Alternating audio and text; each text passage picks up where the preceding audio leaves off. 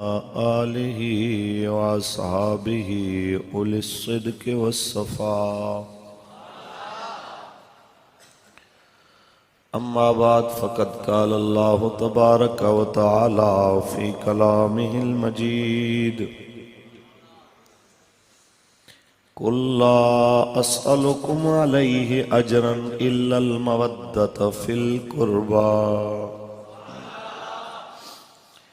صدق اللہ العظیم ان اللہ وملائکتہ یصلون علی النبی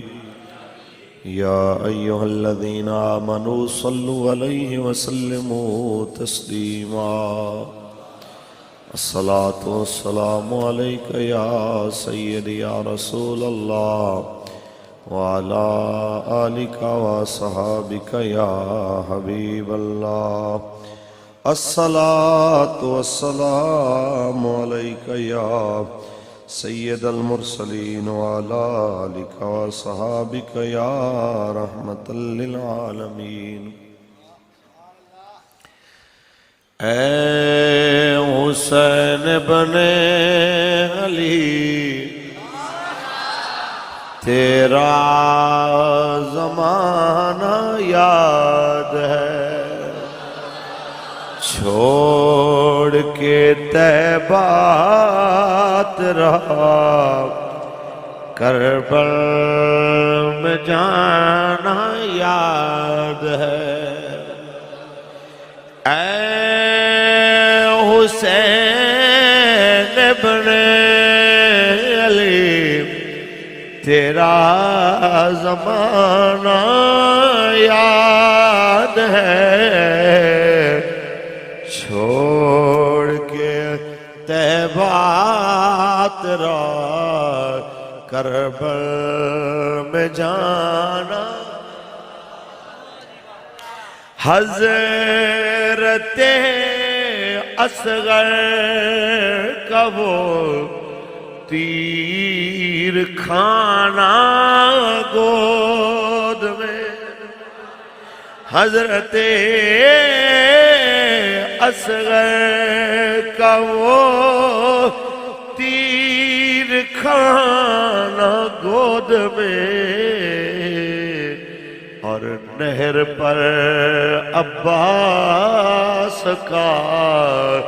بازو کٹانا یاد ہے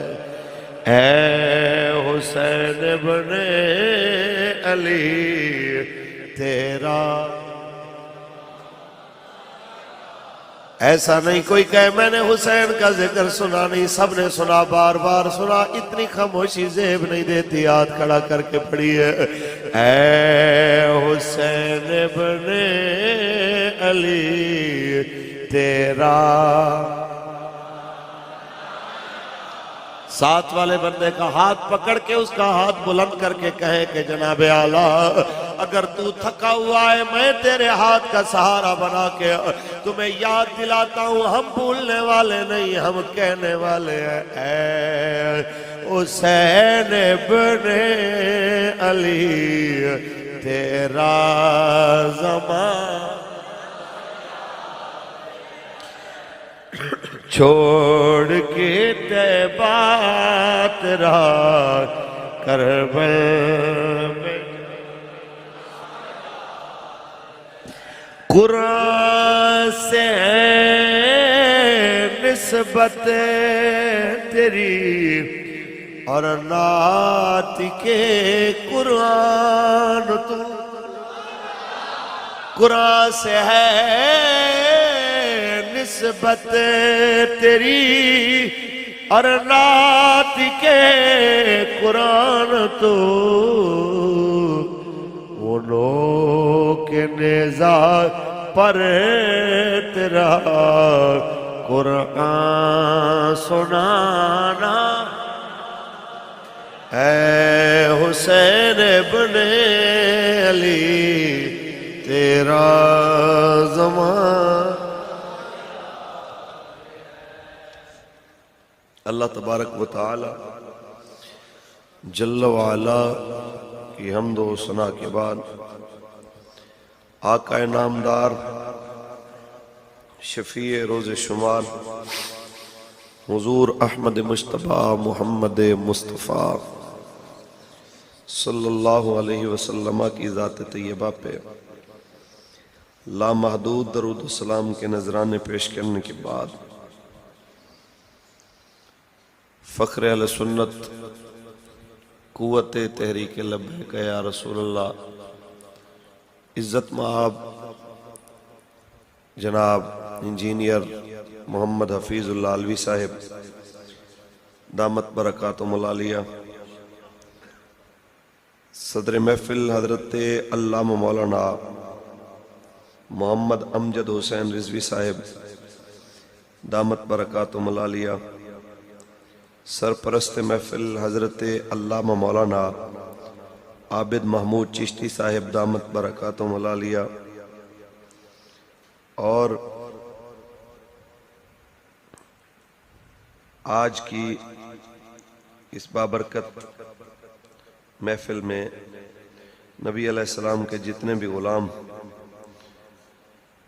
تشریف لے کے آئے، علماء میں سے، عوام الناس میں سے، علامہ صفدر حسین صاحب،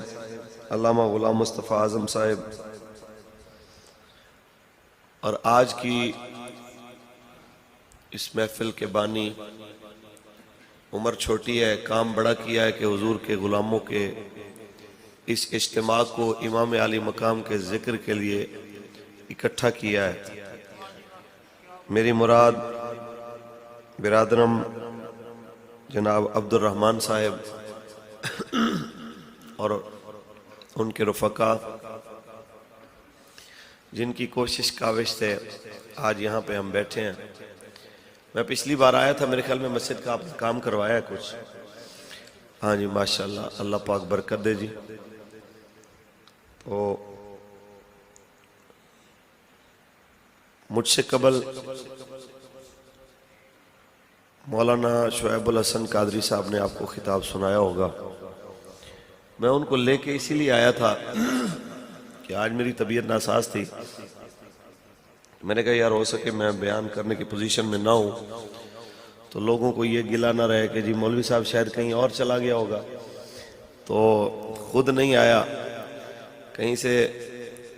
لاکھ 1.5 لاکھ کسی نے دے دیا ہوگا تو ادھر چلا گیا ہوگا ہمارا جلسہ چھوڑ کے۔ تو میں نے کہا میں یہ بھی بتاؤں کہ میں بھی آیا ہوں، لیکن صحت بیماری یہ جس طرح آپ لوگوں کے ساتھ اچانک ہو سکتی ہے، مولوی بھی آپ ہی کی طرح کے انسان ہوتے ہیں، یہ بالکل خلائی مخلوق نہیں ہوتے، نہ ہی یہ اسپیس سے آتے ہیں، یہ ادھر ہی آپ میں ہی ہوتے ہیں، ادھر ہی سے جناب پروان چڑھتے ہیں۔ چند باتیں ہیں گوش گزار کرنی ہے آپ کے، نوجوان ہو، بچے ہو، بزرگ، آپ سارے بیٹھے ہو، ایک سوال ہے میرا کہ ذکر حسین آپ ہر سال سنتے ہیں، شہادت امام علی مقام ہر سال سنتے ہیں، اتنا بتائیے کہ کانوں کے چسکے کے لیے رسم سمجھ کے سنتے ہو یا زندگی بنانے کے لیے مشن سمجھ کے سنتے ہو؟ اگر لفظوں کے اعتبار سے کہوں تو سارے کہیں گے کہ مشن سمجھ کے، لیکن عملی اعتبار سے اگر کہا جائے تو ناراض نہ ہو، ہمارے ملک کی اکثریت صرف اہل بیت کے ذکر کو رسم سمجھ کے سنتی۔ اگر ان لوگوں نے مشن سمجھا ہوتا تو آج ایوانوں میں یزیدیت پروان نہ چڑھ رہی ہوتی۔ آج حسین کے نانا کے دین کے دشمن، حسین پاک کے نانا کی ختم نبوت کے منکر بڑے بڑے عہدوں پہ نہ بیٹھے ہوتے اگر ہماری قوم مشن سمجھ کے کربلا سنتی۔ مشن حسین کیا ہے؟ آپ نے یزیدیت کو شکست دینی ہے۔ یزیدیت کیا ہے کہ دین اسلام کے مد مقابل ایک ایسا نظام جس میں اللہ کی حدود کو توڑا جائے، حلال کو حرام اور حرام کو حلال کہا جائے۔ حسین پاک نے کہا گردن کٹ سکتی ہے لیکن ظالمانہ نظام، دین کا دشمن نظام کبھی قبول ہو سکتا۔ یہی بات آپ کو سمجھانی، میں اصل میں نا اگر یہ سمجھا گیا تو میں سمجھوں گا کہ بہت کچھ میں سمجھا گیا، کیونکہ یہ ایک بہت بڑی ٹینشن ہے کہ پوری تقریر میں ہوتا یہی کچھ ہے کہ حسین کریم نے بڑا اعلیٰ کام کیا کہ انہوں نے ظالم حکومت کے مقابلے میں حق کی آواز اٹھائی ہے. یہی ہوتا ہے. یزید کی سیاست میں اپنے نانا کے دین کی بہتری کے لیے حسینی سیاست کی آواز بلند کی. یہی کچھ ہوا ہے. لیکن آج کے دور میں جب ہم وہی بات کرتے ہیں کہ یار حضور کے دین کی حفاظت کے لیے آقا کے دین کو تخت پہ لانے کے لیے لبیک کا ساتھ دیں، تو ادھر ہی حسین کریم کا ذکر سن کے رونے والے ہی کھڑے ہو جاتے ہیں. دیکھو جی مولوی نے سیاسی بات کر دی، ہو مولوی نے دیکھو جی سیاسی بات کر دی. کیا حسین پاک نے یزید کی سیاست کے خلاف حسینی سیاست کی بات نہیں کی؟ اگر آہستہ بات کر رہے ہو کہ تمہیں سمجھ نہیں آئی تو میں دوبارہ سناتا ہوں. اگر آپ کو پتہ نہیں ہے تو آپ پوچھیں کہ کیسے، تو میں بتاتا ہوں کہ آخری خطبہ میرے امام کا آپ نے واضح طور پہ اس میں فرمایا ہے کہ اے کوفیو، تمہیں پتہ ہونا چاہیے کہ میرے نانا جان نے فرمایا اگر مسلمانوں پہ ایسا حکمران آ جائے جو اللہ کے حلال کو حرام اور حرام کو حلال کرے، اس کی حدود کو توڑے، تو جو بندہ مسلمانوں میں سے اس کے ظلم کے اوپر ہاتھ اور زبان سے کوئی کوشش کر کے اس کے ظلم کو نہ روکے، تو سرکار دو عالم صلی اللہ علیہ وسلم نے فرمایا قیامت کے دن جو حشر اس ظالم بادشاہ کا ہوگا، چپ رہنے والے کا بھی وہی ہوگا. تو چپ رہنا تو دور کی بات ہے، جو ساتھ دے دے، جو کہ مولوی صاحب رات کو 5-5 ہزار دے گئے تھے، 3-3 ہزار. حضرت سیٹ ہماری پکی تھی، رات کو پیسہ بڑا چلا ہے. میں نے کہا جس انسان نے مسجدوں میں محفلوں میں ہاتھ اٹھا کے نعرے لگائے لبیک لبیک لبیک یا رسول اللہ، اور کہہ کے وعدہ کر کے گیا لبیک والوں میں تمہارے ساتھ کھڑا ہوں، اور پھر جا کے 3-4 ہزار پہ حسین کے نانے کی عزت و آبرو بھی سمجھ نہیں آئی اس کو، اور 5 ہزار کی ایسی غفلت آئی کہ جناب وہ بھول گیا ہے. ایسے بندے کو کہنا چاہتا ہوں ہماری نہیں مانتے تو نہ مان، کم از کم حسین کی تو مان. حسینی نظام کے ساتھ کھڑے رہو. اس میں آپ کی بھی، ہماری بھی، ہماری نسلوں کی بھی بقا ہے. قرآن پڑھیں آپ سبحان اللہ کہیں. میں ممکن ہے کہ بہت ساری چیزیں وہ نہ کہہ سکوں جو آپ کے دل میں ہیں، آپ نے چاہا ہے. میں پھر بھی پوری کوشش کے ساتھ آپ کے ساتھ وہ بہت کچھ کہنا چاہتا ہوں، میں اور دعا بھی کر رہا ہوں اللہ تعالیٰ مجھے صحت دے، عافیت دے، اور مجھے کچھ کہنے کی توفیق دے. اور میں نے اب نیت کر لی ہے کہ بھی ایک دن میں 2 جلسوں سے زیادہ جلسے نہیں ہونے چاہیے، اور نیند بھی پوری ہونی چاہیے، کہ تینوں ہی جلسے خراب کرنے سے بہتر ہے کہ بندہ 2 ہی کر لے. تو جن کو دیے ہوئے ٹائم آج سے ان کو بھی کوئی معذرت کر کے ٹائم کی ادلی بدلی کرتے ہیں. مسئلہ یہ ہے کہ آپ ہماری مجبوریوں کو سمجھیں. ایک بندہ فاروق الحسن آپ ہر طرف سے فون کریں گے، سفارشیں لڑائیں کہ بھی ادھر بھی آ جاؤ، ادھر بھی جاؤ، کدھر آئے گا بھائی اتنے سارے. اب اس لیے تو ہم نے ڈپلیکیٹ تیار کیا ہے شعیب الحسن، اس کو بھوکھا رکھ کے تو اس کی باڈی بھی کوشش کی ہے کہ اپنے جیسی ہو، سنگل پسلی ہو بالکل. چلو کوئی موٹا بندہ نہ ہو، آپ کہیں کہ یا جناب یہ کیسا لگ رہا ہے، تو پھر آپ کوشش کریں کہ بھئی جہاں میں نہ آ سکوں تو عذر قبول کر لیا کریں. سبحان اللہ کہیں، قرآن پڑھیں.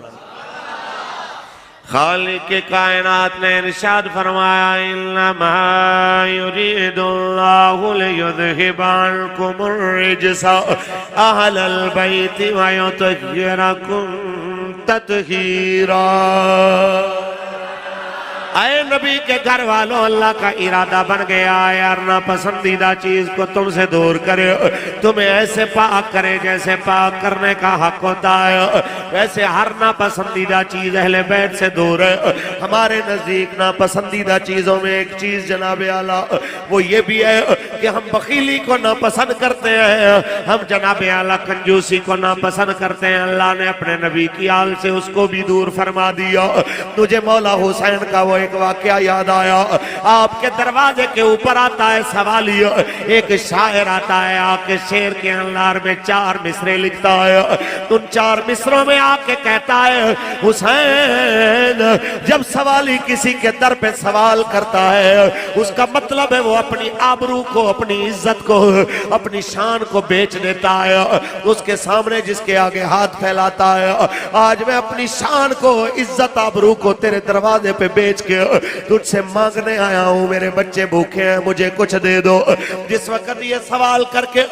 لکھ کے جناب اندر بھیجا، میرے امام علی مقام نے فرمایا تیاری شروع کرو، جو کچھ گھر میں ہے سارا جمع کرو، سوال ہی آیا ہے۔ ابھی سارے اپنے اپنے حصے کا جو کچھ بھی تھا سب کچھ جمع کر رہے ہیں۔ اس نے سمجھا شاید یہاں سے کچھ نہیں ملنے والا، اس نے 4 مصرے جلدی میں اور لکھے، کئیوں کو زیادہ جلدی ہو جاتی ہے، جلد بازوں کے لیے 4 مصرے اور لکھے۔ اس میں لکھا اے حسین گھر جاؤں گا تو پوچھیں گے کیا لے کے آیا ہے سید کے دروازے سے، اگر کہوں کہ بہت کچھ لے کے آیا ہوں یہ جھوٹ ہوگا، اگر کہوں کچھ نہیں لے کے آیا لوگ کہیں گے گیا حسین کے در سے خالی مڑ کے آیا، جھوٹ بولتا ہے۔ میں کدھر جاؤں، کس طرح جاؤں، میری عزت کیسے بچے گی؟ میرے امام جلدی سے باہر آئے، 12,000 درہم کی تھیلیاں اٹھائیں، آ کے کہتے ہیں یار تو نے بڑی جلدی کر دی، ہمیں خدمت کا موقع نہ دیا، ابھی ہم سوچ رہے تھے تمہیں اتنی دیتے کہ تمہاری نسلیں بھی یاد رکھتی کہ علی کے بیٹے نے تمہیں خیرات دی تھی، لیکن جلدی میں کہہ رہے ہو تو چلو یہ 12,000 پکڑ کے چلے جاؤ، تم سمجھنا تم نے کچھ مانگا نہیں تھا، ہم سمجھیں گے ہم نے کچھ دیا ہی نہیں تھا۔ یہ وہ ہے جو جھولیاں بھر کے بھی کہتے ہیں سمجھو کہ ہم نے کچھ دیا ہی نہیں ہے۔ اس لیے تو اعلیٰ حضرت بولے تیری نسل پاک میں ہے بچہ بچہ، بندے تھوڑے نہیں آواز تھوڑی ہے، مل کے پڑھے تیری نسل پاک میں ہے بچہ بچہ، تو ہے نور تیرا سب گھرانہ۔ آئیے ذرا غور کرتے جائیے، وہی حسین اپنے نانا کے مدینہ کو بھی چھوڑ کے، خانہ کعبہ کو بھی چھوڑ کے، اپنے حج کو بھی چھوڑ کے کربلا میں آتے ہیں، کربلا میں آ کے اپنے نانا کے دین کے لیے قربانیاں بھی دیتے ہیں۔ میں آج شہادت بالکل نہیں پڑھنے لگا، میں معذرت کرتے ہوئے جناب اعلیٰ عبد الرحمن سے بھی ساتھیوں سے بھی میں کہنا چاہتا ہوں، میں صرف اور صرف کربلا کے بات کی کچھ بات کرنا چاہتا ہوں اور کربلا والوں کے مقصد کی کچھ بات کرنا چاہتا ہوں، تاکہ آپ کو پتہ چلے